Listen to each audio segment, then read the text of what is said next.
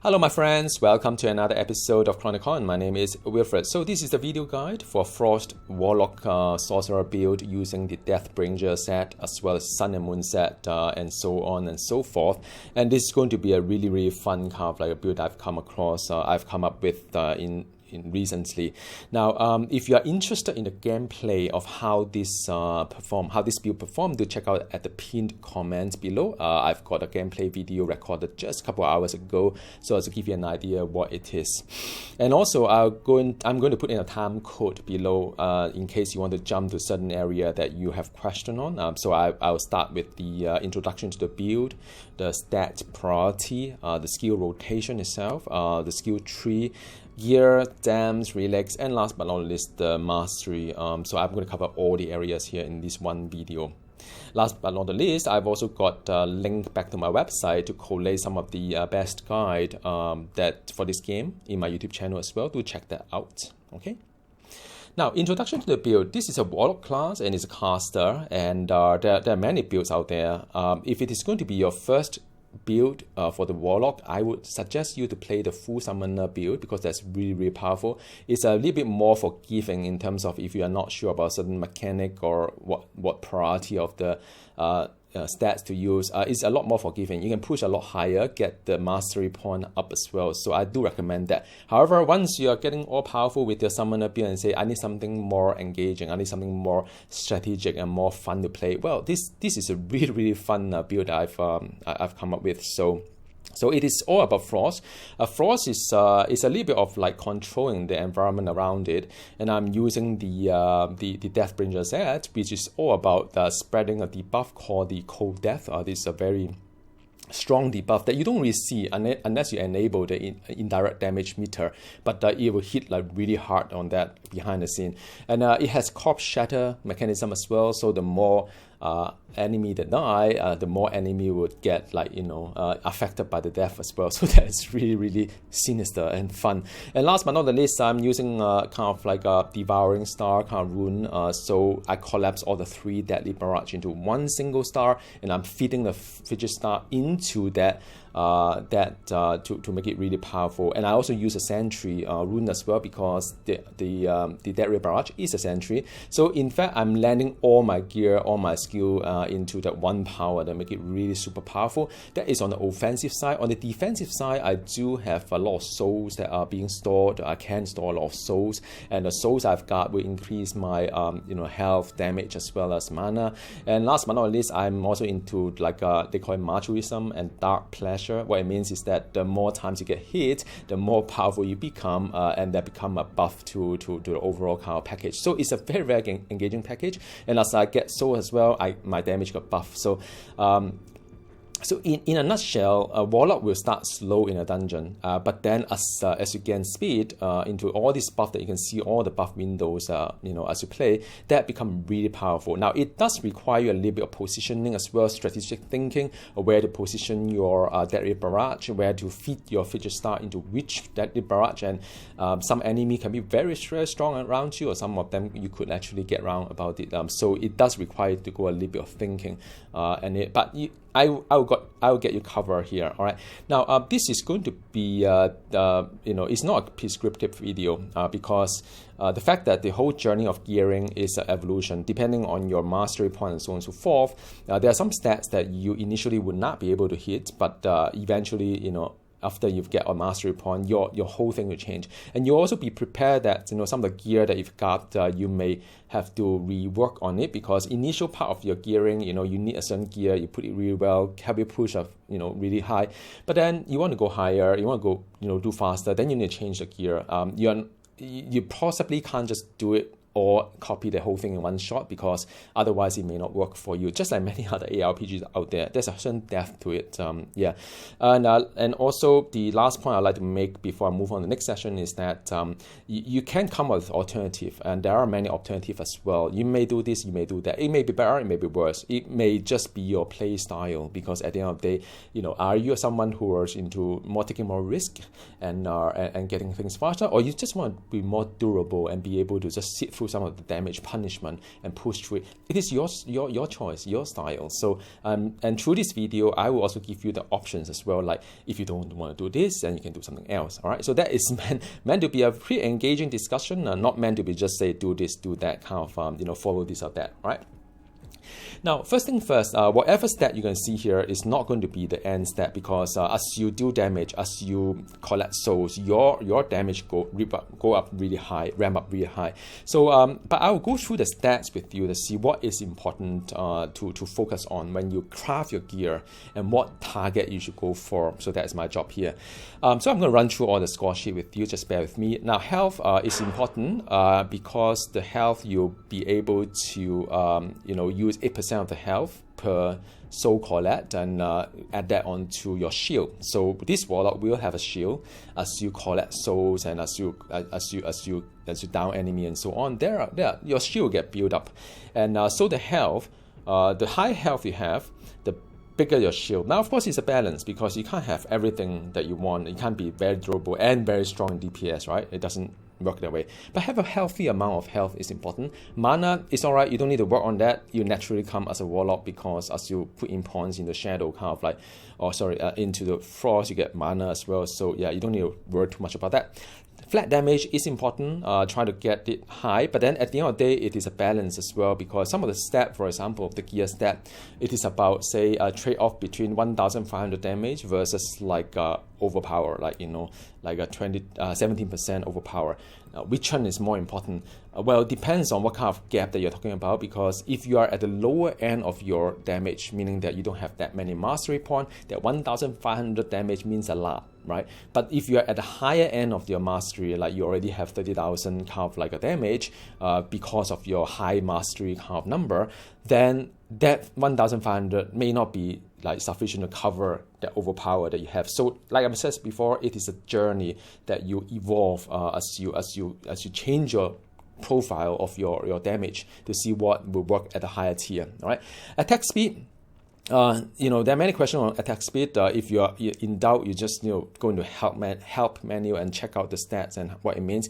But attack speed in this case, it is not going to help my build too much. But it does help me to use the firepower more often to reduce the cooldown of the deadly barrage, which is my main kind of power. And also attack speed would end the animation faster as well. So make your animation finish off and make your character a little bit more responsive. So it is good to have some attack speed, but don't need to go all the way out for this build, because this build is more like cooldown, the reduction kind of driven build. Right now, crit hit chance is important, and as I gain more, so and so on, as I collect, so I believe there's some buff to it. So it is pretty high, 85%. It can even go higher as well as I play. So it is like almost constantly crit along the way. Now, crit will mean nothing without crit hit damage. So as much as possible, try to land a lot of like dams or stats on the crit hit damage, because that would really scale up your power.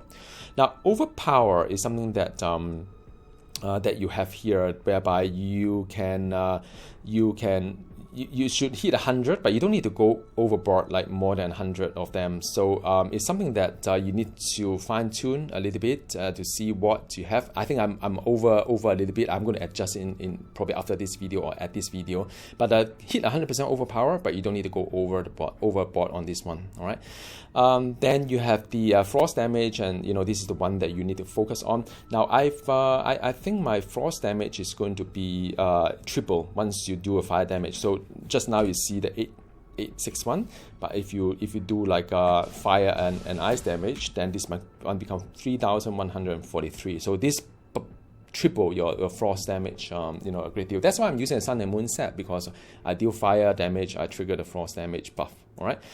Sorcery damage is important because the Frigid Stars is the sorcery damage, and the Deadly Barrage, which is the main power that you've got, is a sorcery damage as well. Bane and Curse, not that important. Okay, health regen is important, because in this build, I'm going to take in the damage staggered as well. Although with my damage reduction, evasion, and so on and so forth. I don't really take that much damage, but you need to have that level of health regen to be able to replenish the health that you have, especially when you go high health, that your potion may not be even to save you, because what is 5,000 health instantly save compared to say 50,000 or even higher when you collect more souls, 80,000 like kind of like health that you have. It's not going to help you a lot on the potion. So do pay attention to health regen, but again, you don't need to go overboard with it. If you have it through some kind of mechanism, just take it as it is, but you don't need to like really focus on gearing for it. All right. Evasion is important, and I've got high evasion as I do other kind of like things as well, but I think 63% is pretty good. But by the way, a lot of these stats are having a diminishing return, so it's not like you add another 5%, it will be 5%. So some of the mastery passive, like for example, if you do Bane power, like my fire Bane power, I get 5% of evasion, but it's not really 68%. The 5% become just a 2 or 3% because of the fact that it has a diminishing return. Same as the damage reduction as well. The damage reduction here looks low, but then as I deal damage to the enemy, my set item will give me another 40% of the damage reduction. That add on to this one would be a decent amount of that. All right. Resistance is very important to cap it at 80%. With a star means they're overboard, but then bear in mind that it's a legendary, so a legendary looks things it's not as high as say the high end one. So high end one is minus 50% resistance. So you just need to ensure that when you enter a dungeon, before you exit the dungeon, check out your resistance and see whether you are still capped at 80 or not. You have to go over it, but don't go over it too much. So you have to hit. The magic number is 130%. That is a magic number for your resistance. All right. Cooldown reduction is important because there's a lot of like the fidget star is the one that you fit your it onto your sentry, also your deadly barrage. So that cooldown reduction is important. That also without saying that the better cooldown reduction it is, the more you can cast a deadly barrage, which is your main power that can overlap with a lot of deadly barrage everywhere, and you can pop any other things as well. But you don't need to go overboard with it. It is had to couple with effect duration. So effect duration is like you can pop ultimate. The ultimate can last a little bit longer, for example. So effect duration is important in this gameplay because there's a lot of buff coming in. Macho with some dark pleasure, and what have you. The ultimate or the whole kind of trigger a lot of things that all the effect duration, the positive buff that you receive, not that you debuff other people, but the positive buff that you receive. And if you see my gameplay video, the whole thing is lined up with buff, even the speed buff as well as a kill enemy. So that effect duration is important. It's good to have it as much as you can, but you don't need to go overboard with it. Like the dam, you don't need to do that. But at least when you choose your affixers, it's good to have the effect duration there. All right. Movement speed, yeah, I mean it helps, but even 136% is not really that fast. So what I do is that I have affixes on the boot whereby chance to increase movement speed for 25% for 10 seconds after killing a foe. This effect may step up to 5 times. So I believe it's called the kill haste. The kill haste. As you do crafting. So I find that is more effective because it will kind of make my character move a lot faster. By chance, of course. A ritual effect is important. I got 2 rituals, but that come along with the mastery as well. Souls start with 5, but I've got offhand item the greater rune that allow me to collect 15 souls. The more soul I have, the higher health, higher damage, higher mana, and also higher what have you. So that is important. Soul Steal chance. Now this is for my build because I do not use Soul Warp plus the Soul Thief kind of like setup. So I don't get to generate soul as I play. The soul can only be I can only get the soul when I kill any enemies. I don't even have that rune, like this one here. You can have a rune, which I usually use a Hellstone rune to have a chance to steal a soul on hit, but I don't have that. So what it means is that if you don't pay attention to these things, you'll be a little bit low in soul. You cannot do a boon to increase your the power temporary, and then everything will fall off in the end. So it doesn't worth it. So I found that it's very useful. Anything more than 100% is no use. So, but there's something that you could actually think about that as well. Do check that out. Then the soul duration is alright. I got spare points on my skill tree because I've got a lot of like overpowered that I can trim off, or resistant I can trim off. So so things that you don't need to, and everything I just land onto that one. It's not that important, but it's all right. Damage dagger is the key of my defensive stage. So I've got two phases of defensive. The first phase is the through the frozen veil, the shield that I have, as I call it. So, but then the shield will get broken. Once it gets broken, you can't reapply a shield for 10 seconds. So during the 10 seconds, you really need to rely on the damage dagger to help you smoothen the whole damage. Now, the damage you taken is going to be staggered into 4 different ticks, right? So the first one that hits you, they only hit 25%. But you space out another 3 seconds, you get another 25%, 25%, 25%. You know, to give 100% of it. Now I've got gear whereby it negate the damage reduction. I've got gear that negates the damage stagger by 90%, so I don't take the full damage stagger even as I stagger it, and then I can convert that into damage output as well. So it's pretty engaging in the sense that you take damage but don't take too much damage until your character dies. So that is the key to it, right? Then all these things are not that important, so I'm going to just skip all these stats. Dam strength is very important. Frost build, I find that it's a lot very underpowered. So the only thing to really step up is through the dam strength, which I have it like everywhere in my affixes, in my mastery app, what have you. I try to really go high on that. So like I say, I mean, this is going to be like some idea for you, how you build your character, but you know, feel free to experiment what kind of affixes works for you, and these are the priority that I can share with you. Now the next bit of the video is on the skill rotation. So I'm going to share that with you. Like I said, I mean, I don't have any soul, so whatever number you see here is not going to be very fantastic. But the very important thing is that I have to use I'm using Flash Fire, which is it's like a Bane power here, right? And this one doesn't do a lot of damage. The damage is very low. The only reason why I'm using this thing is to up my frost damage by a huge percentage here. Right, so it's close to triple, but not exactly. So so that is the one that I use there. Now I'm using the Frigid Star as well, which is like just send a thing across here. All right, and it does like hit things as a spiral. It's pretty all right. So if enemy along the way, you can do it. By the way, there's a Spirit of Torment there to help. And all the small number you see here, these are the so-called indirect attack. So direct damage, the big one you see on top, is the one that cause it will trigger any on hit, like, you know, when you hit with the frost damage to a target, you get chill. When you hit a target that's chill, you get cold death. And then when the target dies, then you shatter, what have you. Those are direct damage. Indirect damage will not be able to, because indirect damage are being triggered by direct damage, and it doesn't re-trigger itself, right? Otherwise, it doesn't make sense. So this game is really good. I mean, I haven't really seen any game that give me this level of detail, like what is direct damage, what's indirect damage, what trigger on hit damage, what doesn't trigger on hit damage. It's very, very engaging. Okay, so I usually just hold the first 2 buttons to pop this Frigid Star as well as the Flash Fire. But the key of it is really to have the Deadly Barrage and to feed the star onto the barrage. You can see the stars just get absorbed into it. And the way that I play, I just keep holding the 3 button non-stop. Just hold the 3 button as I play. I'm using an MMO mouse, of course it becomes very easy, but you know, it's just one of those things. And you can see that the icon above the enemy, there's a buff there, there's a debuff there. You see 400, 500, what have you.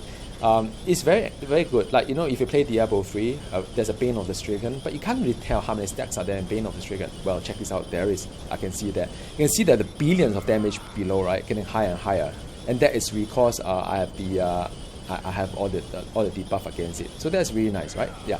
Another thing that you could consider, pop the ultimate as and when you know, it's off cooldown. I can pop it every 27. 30 seconds and so on. It lasts like 40 seconds, so even if I forget about it for 10 seconds, it's still be there. It reduces the cooldown further, and it also increases the base damage, so it is really good, right? So the damage goes higher, and then you can see the one below is like, I think 40 odd billions already, and because the fact that I can stack up to two whatever 2,000 stacks of it. Now there are 2 rituals here. One require 1 soul, the other one require all souls. So one require 1 soul is a ritual of perforation. So you know, I would my frost sphere, the one that you see here, will be able to deal area damage to the fold around it. Now, of course, if you are doing just one boss without any minion, then it doesn't make sense to pop this one. But if you are running dungeon with a lot of enemy, yeah, it does make sense to run that one. The one that make you relatively powerful, and you don't have to do it all the time, is the Ritual of Souls. Ritual of Souls is the one that you can hold 15, if you have 15 souls, plus any 5 souls that's around you because of my offhand item. I will convert all 15 into a boon that's temporary. And on top of it, I'll get 5 and plus whatever I collect and become 15 plus 15. So it double the benefit of it within the 9-second window. Now, of course, once the boon falls off, you lose it. So you have to do a bit of gambling there. All right. So that's the overall kind of skill rotation. Just keep hitting the 3 button, pop the ultimate when it's on cooldown, and then pop the perforation as when you kind of hit some things, and when there's a lot of enemy around you. And then if you find that the condition is favorable to you, use the Ritual of Soul to gain a temporary boon for 9.3 seconds or what have you. But bear in mind that you have to recuperate the 15 soul pretty fast as well, so don't just pop it anyhow. It's just one of those builds, right? So the next bit is about the skill tree, my favorite topic. So let's just take a look at the how I configure my character here. All right. So now I'm using a Lich build, which is a Frost build here. The Frost itself, it doesn't have the fire damage kind of like a bonus on the movement speed, but it does increase the crit chance as you're using a Lich kind of build itself. So inherently you have that. But of course, other will then increase other kind of other tree will increase other key stat. But focusing on this one here, I'm not using a basic power at all. The basic power is from the fire, because the fire damage is the one that would give me the Sun and Moon kind of set that I'm using to triple my, or at least give 300% of increase of my frost damage. So I'm using Flash Fire as my skill, the first skill. And the reason why I use this one and not anyone else, because you could use the other one, the Firebomb as well, is that I realized for the Flash Fire, it hits twice the attack speed. So it hit twice faster. And well, it's almost there. I mean, there's diminishing return, of course. I tested together with how often I can pop the Deadly Barrage. I can pop it I believe it's about 25% to 30% sooner than not having it. So that's why Flash Fire, although sometimes the range is very short, is this range, is not using, you don't use it to generate any to do any DPS. The only thing they use it for is to first prop the Sun and Moon buff. Second is to reduce the cooldown of the Deadly Barrage, because Deadly Barrage cooldown will come down as you do any skill down damage. So that is the one that I use for the fire side. The rest of it is just a filler, because I've got you can have a damage reduction, collect some of this, why not? Then I have a remaining one that can go into health. So yeah, that's the one that I've got here. Now back to the frost side. If you are beginning of the this is whichever build that you have, this is a very good Shattering Ice. You can have crit hit damage, 20% of it. You can have a bit of mana as well. Well, you don't really need it, but the reality is that I cannot not have it because I need to unlock everything else here. I don't have any other things in front there, so it's one of those things that I need to do. Bone Chill is very nice. You apply a Bone Chill, slowing them for 50% for certain seconds. Do you need to have the full 30-second, do you need to have the full kind of slowing down by 50%, because you can have 1 point, you don't have to have 3 points. Well, it's up to you, but I use it to unlock my points as well. But however, I mean, there's one option there. If you want to trim off some of this points for your resistance and for what have you, overpower what have you, then it is worthwhile to minus off the point here. It's optional, right? Then with the Bone Chill, the second one is Cold Death. Now the whole build of this Sorcerer build is around Cold Death. Cold Death is the billions of hidden damage that you don't see, but it's when you enable it, you can see it as indirect damage. And that's when a foe is being affected by Bone Chill, then when you deal frost damage, and it would have additional 50% of damage dealt as an instant kind of frost damage to it. And when I use a Deathbringer build, what happened is that this I will have this thing will increase 10% per stat. and it go on indefinitely. So the whole cold death hidden damage will scale up. So I invest all point to it. Any foe that die under Ephod Bone Shield will have 100% to shatter. Now, of course, initially it's not 100%, but because of the way that I put in my mastery build and so on and so forth, the gear, it does shatter, and then 15% of the health will get shatter around the target. So that is that's what it does. Okay. And then from the ritual point of view, I have the ritual perforation. If I have it there, then all my frost sphere will then pierce. So that means the Frigid Star or Deadly Barrage, they will pierce all the enemy around it. I can sacrifice a soul, make all the frost sphere deal full damage to all the enemy around it as well. So it's increase the DPS from an area damage perspective. I think in a Diablo 3, Lingo is more like an area damage kind of like a stats that you have there. Now I picked this one up as well because I increased the sorcery power by 10% as I have this on my hotbar. And yeah, I don't need to increase the mana regen, so that's why I don't put any point to it. All right. Now the main power is the Frigid Star. It's the one that I fit the star into Deadly Barrage, become a Devouring Star, and that is the one that I put full to it. Then the rest of it is full. I mean, there's no brainer. All right. Then the next bit is on the Frost Veil. That is a shield that you gain. So the shield, what happens is that it grants you a shield, whereby 8% of your health become a shield, and it will stack 5 times. So that's what it does. Now but of course with the gear, with the rune that you will see later on, you can further increase this stack from 5 to become 20 because of the 15 soul that I'm holding. So yeah, but the barrier itself is broken, cannot be reapplied for 10 seconds. Just take note of that. Now Death Breath is interesting because what happened is that there are enemy that strike you while you're having a frozen veil are also affected by Bone Shield as well. And I believe there's another, and there is also another mastery point whereby if a mob is under a certain kind of percentage, there's a certain kind of chance to kill a mob instantly if they are of a low health kind of setup. So it's rather interesting. I choose the Spirit of Torment. It's just for me the extra DPS around the target. That's about it. All right.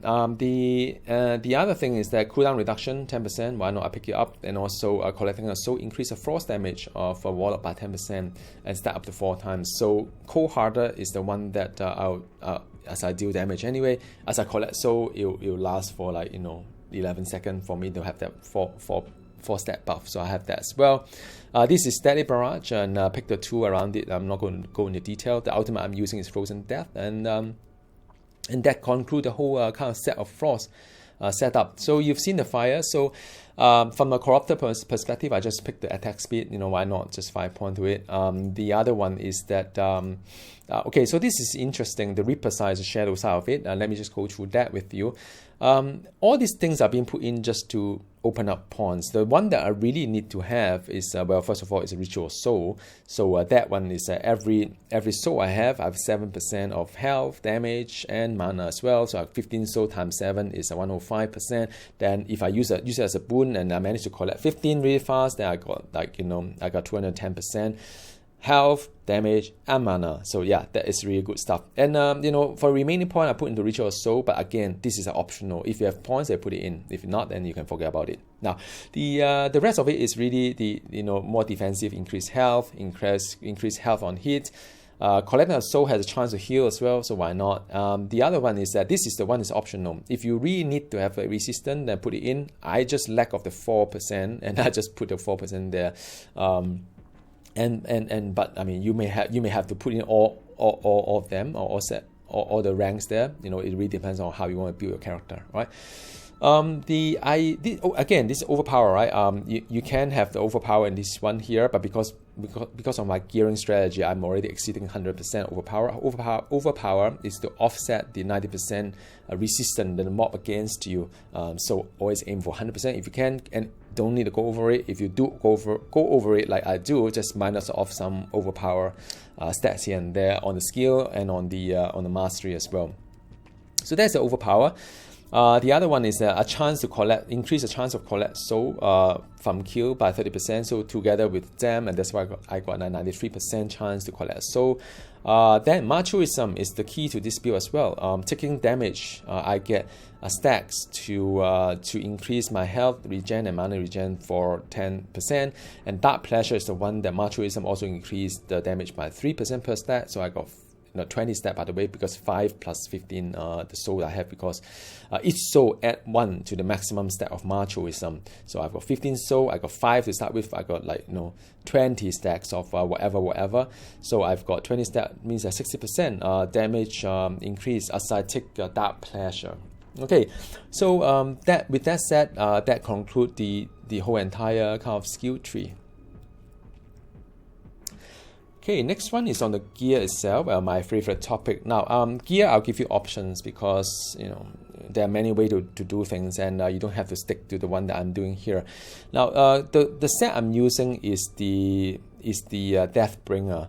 The Deathbringer build is the one that, every time a foe affected by cold death again is the one that the first hit you got bone chill, the second hit you got cold death, kind of like debuff to it. So cold death will deal 10% of the frost damage as additional one, or 50%. Sorry, the one that you see here. Just want to recap and make sure that you understand what I'm talking about. The cold death here, the 50% damage dealt as instant frost damage. So that is the one that you see a lot big number underneath the target as an indirect damage. So I've got that. And you further increase that by 10% per stack. So as you can see, in a boss fight or even in a test dummy, that cold stack can stack up infinitely, and that make the billions of damage hidden somewhere that you don't see.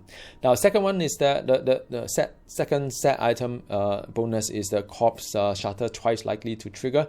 Spread any cold death bonus damage stack to all foes hit. So it's really cool and neat. It's really built around the corpse shatter and work really well with enemy with a large map, with a lot of melee enemy that following you, and you keep trying to bring the cold death kind of count up, and then you shatter them, spread it across the rest of it, and then you even shatter more. So that is a really exciting gameplay when you suddenly see a lot of cascade effect. Things just die and keep dying and keep dying. It's almost like playing the ED in Path to Exile. Remember the Essence Drain or whatever it is. Things just keep dying along the way. So yeah, it's really fun. And then last one is damage reduction. The bone chill at 10% damage reduction, but bear in mind that it has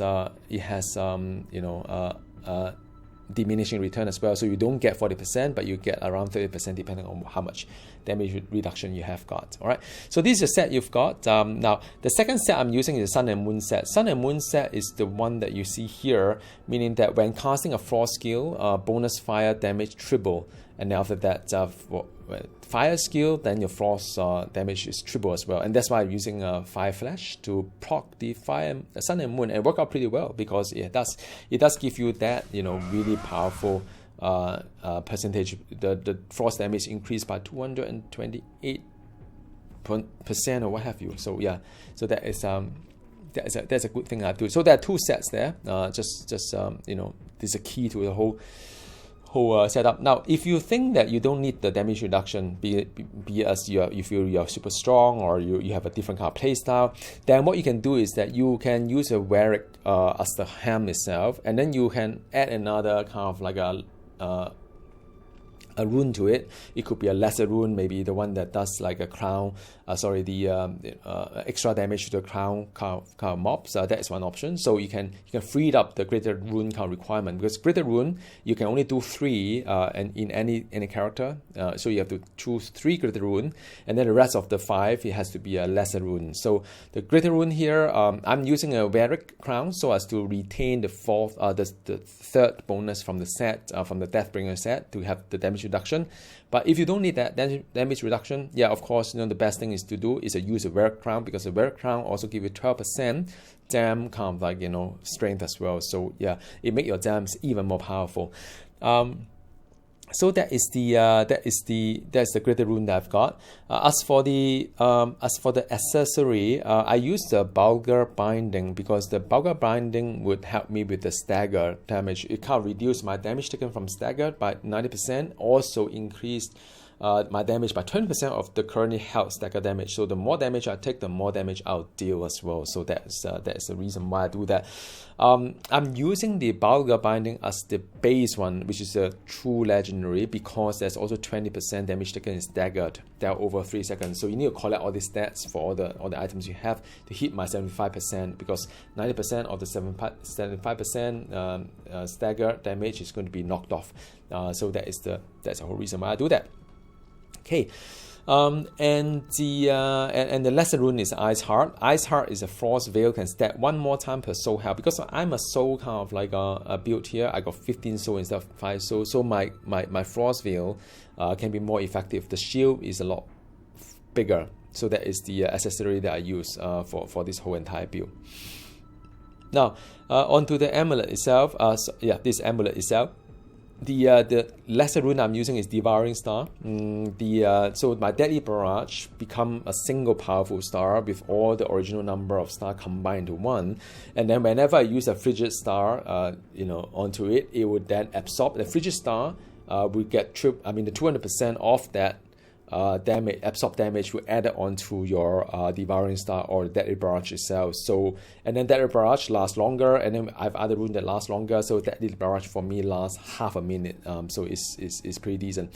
This is also centered the entire build. Now, how do you farm runes? Do normal dungeon. I've got a video for that as well. It's very fast to get all the runes if you want to. Just keep farming without changing character, without selling or stacking all your runes. All right. Okay, on the next one, on the offhand, again, I think Joe's Book of Souls is very important. It's a greater rune, but it adds 10 maximum runes. So you, and also there's a 5 that go around it to as a reservoir. So once you consume the runes, like using the Ritual of Souls, then the 5 that is surrounding you instantly become the 5 that is in your meter. So you start with 5 instead of start with 0. So that is the whole point. Of course, more so you have, the more powerful the Warlock is. I'm not going to go into that because I've talked about that quite a lot of times. The Elementium is one that I seems to use just like the stagger damage setup in almost every build. So this one allowed you to free up the need to really stack the resistance across different category, because you have holy resistance, lightning resistance, fire resistance, physical resistance, what have you. So what happened is that, if you use Elementium, you just need to focus on the one resistance, get it beyond whatever number, and then 60% of the highest will add on the rest of it. So for me, I choose holy resistance. Doesn't matter. The first one I've got, I keep it. So everything I pick, fixes I have, I just add holy until the point whereby everything bring up to 80% cap when you are having the 50% penalty against you. All right, so that is what it is. Next one is the Brimstone. I'm using Brimstone as a lower rune. Lesser rune, so that I buff all my sorcery skill 35% flat damage across my Frigid Star, across my Deadly Barrage, which is being augmented by the Devouring Star rune. Now, the options here is this: if you can do away with the 40% damage reduction from the set, you can not use a set and use a rare kind of crown that free up the greater rune kind of space. You can use a Simulacra. The Simulacra greater rune will enable you to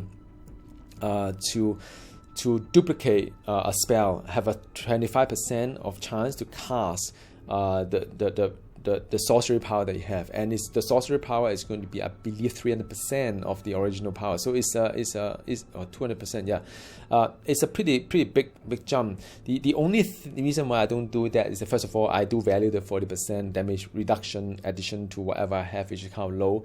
Another thing is that because I found that with this Devourer Star setup, my positioning is very important, because I want to fit the Frigid Star onto the Deadly Barrage that matter the most.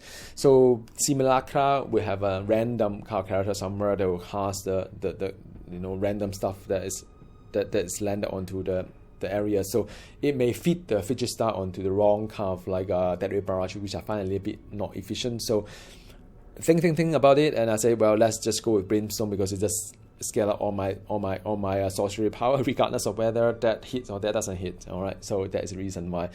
The boots wise, like I said before, I like the staggering boot, because staggering boot, not only does it have the 45% taken is stagger dealt over 3 seconds, it also gives you the movement speed as well, so you know it does help you character move a little bit faster. I have lesser rune, sentry deal 150% increased damage, lasts 150% longer. What is a sentry? Well, a sentry is the star itself, I mean the Deadly Barrage. You can see that Deadly Barrage active skill is active, right? Sorcery, projector skill, sentry skill. So it's very clear to you what is what. So there's no guessing that, oh, does it do that? Does it do that? You know, so long as you observe the tagging, you can't know. So this item here, this lesser rune here, will increase your sentry. But then of course it reduces the radius. But it doesn't really matter, because as you see that to land your Deadly Barrage, you have to land it quite near to get the maximum. If you land it like a bit far, then you may not. I mean, you will still hit it. I mean, it's not that bad. I don't really observe the major difference between the halving of the radius. I mean, it still looks pretty cool. So yeah, so that is the whole set I've got. And the last piece is the King's Rock Sun. So Sun and Moon set, there's a base, you can't change that. But what I do is that I use the King's Rock as a lesser rune to increase the effect of all my dams. So that is I find it probably one of the best out there together with all the setup I have. It's quite a popular one that I use as well, because I do jam quite a fair bit. Now, on the jam itself, it's really up to you what kind of prismatic kind of like jams, the empty jams that you have, because you know those are very rare. Those are very hard to find. These are the one that's like this one here, the square one here, like the star one here, as well as the circle one. So sometimes I do run low in certain kind of like jams. I don't want to just throw it away. But then this experimenting build can be expensive as well. People think that I mean, this game is very accessible, but it doesn't mean that it's easy. You have to make certain sacrifices, and sometimes you have to like think about it and say, well, it may not be the best, but at least this is what I have today. So jam wise, I would say land the star onto the evasion. Don't use it to roll the star, because if you roll a star, you lose 2 slots for the for the circle or square for your rolling. So I find that it's not that profitable. I would say if you have some star, just add it on evasion. Evasion is good, although it's there's a diminishing return, but it's like a dodge in other games, so you can avoid damage. Like I said, this build is very heavy on effect duration, so I just jam it accordingly for that. And after that, for the amulet, I go for so for amulet I go for the steel soul. So it helped me the steel soul better. And because it is a Sun and Moon set build, so Sun and Moon build is evolving around the frost damage, tripling of it. So anything I can slot in the frost damage, I go for frost damage. Same as amulet as well. All the 3 jams are all square go into frost damage. The reason why I pick a star to roll is that for the accessory, regardless, you only have 1 slot. Star, circle, kind of like square is only 1 slot. But for this one here, you can have 2 of them. So the trade-off is kind of different between different slots, just in case you don't know. I'm pretty sure you know about it anyway. You can have the crit hit damage will be better. But like I said, I mean, I don't have that many square. I can't just sacrifice all my square into one build. So I need to build other characters as well. So I'm just going to put a square circle there, but I would propose if you have a lot of the square, just go for crit hit damage. Don't bother with the crit hit chance, because it does have a diminishing return there. The rope wise, I would just go for the evasion. That's good, and after that effect duration, all the crit hit damage just land onto the same weapon there. Then the evasion, holy resistance is the one that I mentioned above, because I do need to top up and focus on 1 resistance to use. So that's my holy resistance, and the frost damage to sum up. So yeah, that would be my suggestion for the jams. And as for the relics itself, I happen to have this called the Wing of Zerg, and it would teleport me quite nicely. How do you get it? I don't know. It's being added to the final patch, live patch. So I believe it is from the final chapter. It dropped from there. I could be lucky, or could be from a story kind of like reward. I don't know. But if you want to farm for it, just play the last chapter here. The last chapter from the from the return portal. You can see the chapter. You can farm for it. That help you with the teleport. So you don't need to have the soul warp. All right. So that is essential to the build that is being stored to here. All right. Cool. Now the last one is mastery. I'm going to go a little bit faster here, and I'm just going to focus on some key area to talk about. I'm not going to talk about everything else here. Now the endpoint has a few things here, and the most important thing if you think about the endpoint is that first of all, my class mastery also increases the frost damage each point spent at the same rate as other stat. That is very, very important. So I do that. I do not need the ultimate to cooldown reduction because my cooldown reduction is pretty good. So I don't need to pick that. Instead, I have the 25% increase ritual skill, so that I've got. I don't need to open all the way to the end because I don't need the companion. I don't need the ultimate. So it's something that if you need, then you have to go for it. If your ultimate cannot cover the evacuation, cannot cover the ultimate cooldown itself, then you may consider, like at the beginning of the when you first started playing, gearing, you may not have the complete coverage. Like you cannot keep your ultimate at all time. So that is the one that you may want to start with. Ultimate that is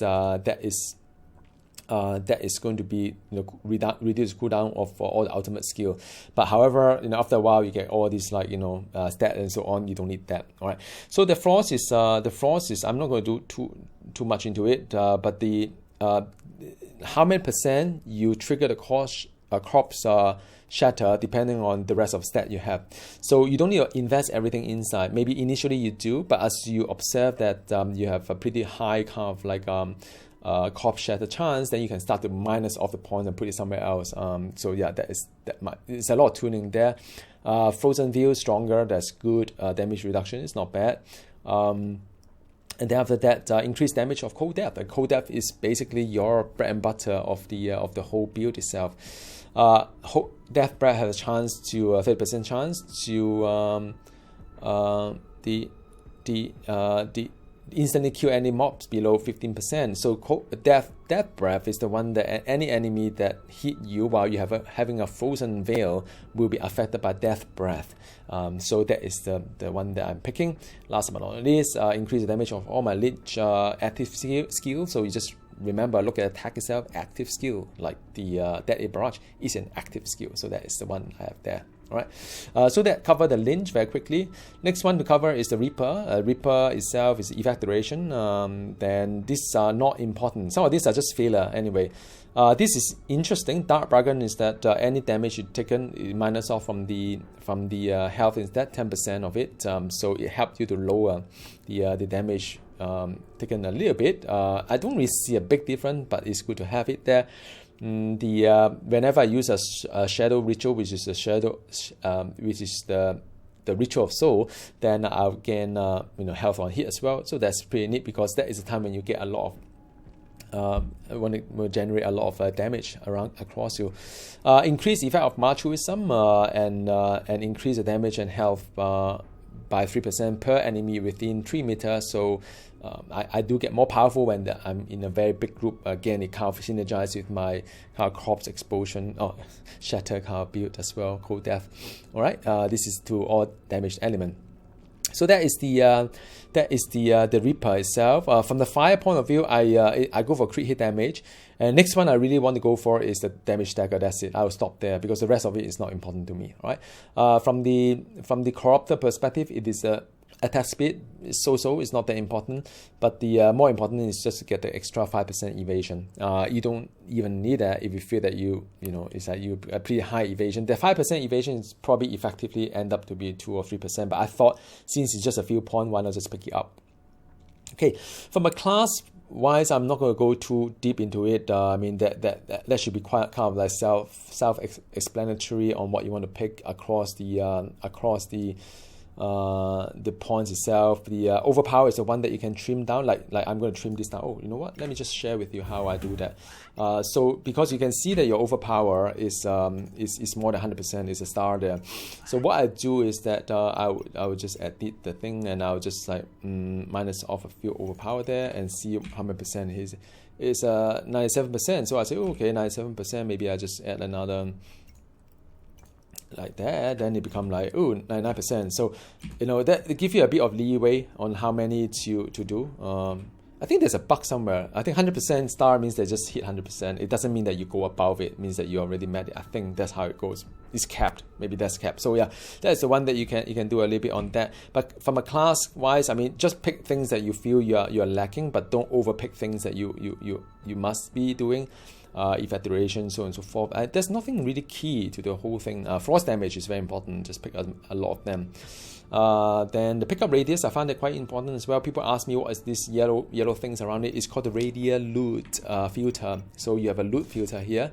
It will auto pick up things that you want to see here. Press Q, and that's where you can see the circle there. Then you can select what you want to pick up. I see no other game does it. Not Diablo 3, not Path of Exile, not what have you. So it's really cool. It just pick up things I want with the radio thingy. All right. Mastery. There's no other things that is going to be very key to you all. So yeah, I mean, just like just put whatever makes sense to you. And the last point is the Lord Sorcerer, which 25% sorcery skill damage increase. So thank you so very much for watching. It's been a really long video, I know that, but I hope it's been useful for people who are new to the game or just been with the game for a while, just want to listen to some ideas and what's the thinking behind it as well. Create your own build. I mean, you don't have to follow exactly what I'm doing. It's going to be descriptive, not prescriptive. All right, thank you. See you next time. Goodbye.